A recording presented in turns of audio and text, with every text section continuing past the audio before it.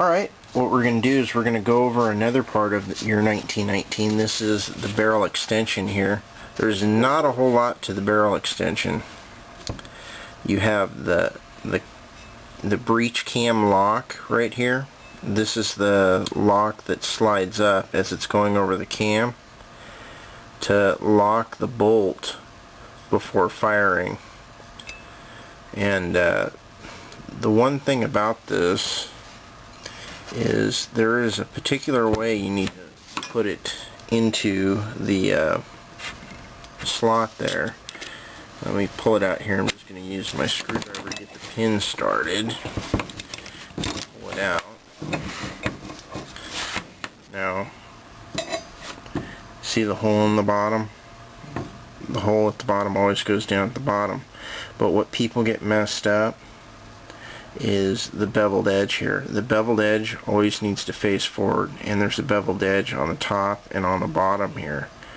Always have it facing forward, and then that way you're good. If you put it the other way, it's not going to unlock from the bolt properly. That surface is placed there so it can help cause it to cam downward as it's reciprocating. We're going to go ahead and put that back in place here. This pin can go in either direction. It's not any particular way that you need to insert it. On the other side here you have your barrel lock spring, and your barrel lock spring you can just basically pull it out with the screwdriver. Just stick the blade of your screwdriver under that front lip and then pull it out. This one here, you can see this is a modified Izzy barrel lock spring. And the reason why I modify them that way is it's much easier to headspace the gun. We have a video currently that shows us knocking this barrel spring down into this shape. It's real simple, real easy to do. I like head spacing inside the gun. You can do it outside the gun. We'll actually cover that in another article. And we're going to move on now to the trigger frame.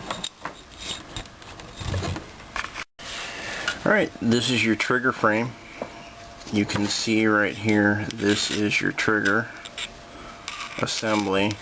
This front piece right here that's sprung is your disconnector. This end here engages the sear in the bolt. This piece right here is the accelerator. And this is the accelerator recoil rod and spring that's in there, that's captured in there. This is the trigger frame detent. This detent locks into a hole that's in the right side plate. It's very important that this does lock in on that right side plate so that way it doesn't become unsprung and force itself against the back plate. This can actually cause you some malfunctions and possible damage to your internals. Trigger adjustment and the trigger return spring we will go over in another installment. Basically all there is to disassembling this is you can start by pushing out the accelerator pin. Pushes right on out, no big deal. The next thing I would suggest you remove is the trigger pin.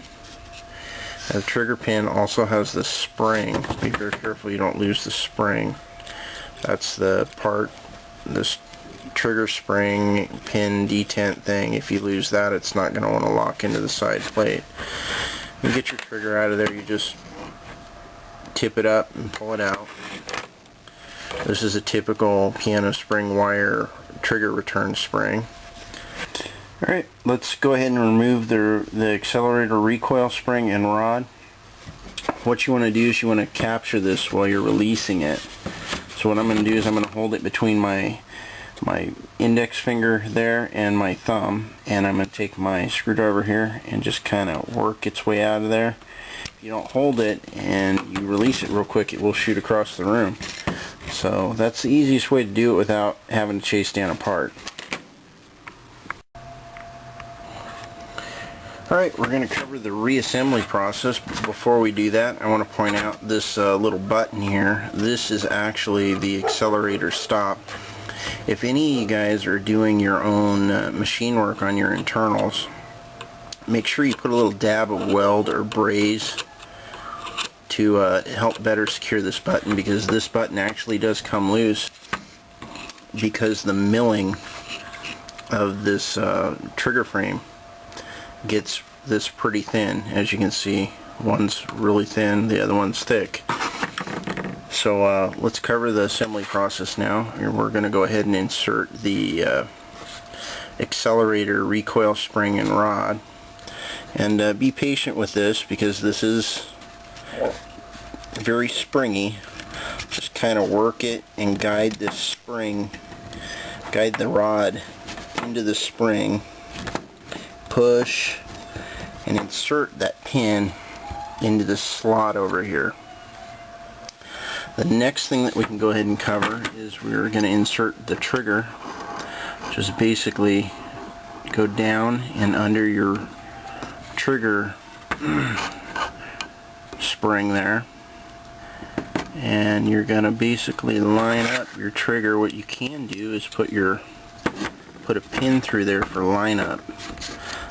That way it's easier for you to get the detent back in there, the detent and the trigger pin.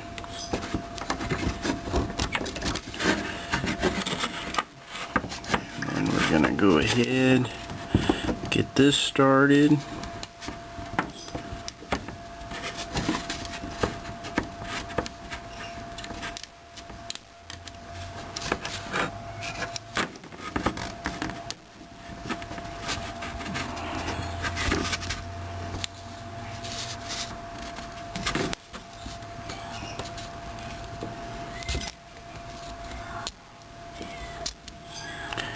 Now that's ready to go. The last thing that we have to insert is the accelerator. You want the accelerator to go in like so. That's real easy. Just put the pin in it, slide it into place, and it's good to go.